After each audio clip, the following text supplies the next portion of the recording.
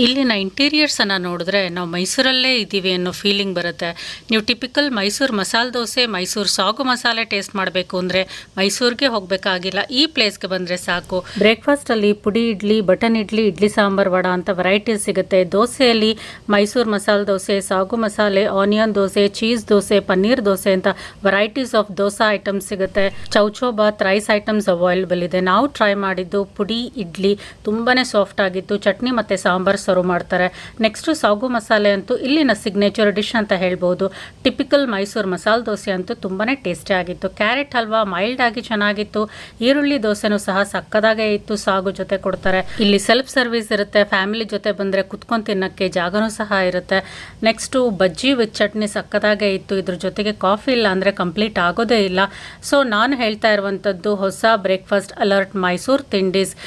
ಮೆಜೆಸ್ಟಿಕ್ಕಿಂದ green line metro ಹತ್ತಿದ್ರೆ just 2 ಸ್ಟಾಪ್ಸ್ಗೆ Srirampura metro ಸಿಗುತ್ತೆ. ಅಲ್ಲಿಂದ ಜಸ್ಟ್ 5 ಮಿನಿಟ್ಸ್ ವಾಕ್ ಈ ಮೈಸೂರು ತಿಂಡೀಸ್. ಲ್ಯಾಂಡ್ ಮಾರ್ಕ್ ಹೇಳೋದಾದರೆ ಪ್ರೀಮಿಯರ್ ಹೈಸ್ಕೂಲ್ ಪಕ್ಕದಲ್ಲೇ ಇರುತ್ತೆ. ಆಪೋಸಿಟಲ್ಲಿ ಸಪ್ತಗಿರಿ ಜ್ಯುವೆಲರ್ಸ್ ಇರುತ್ತೆ.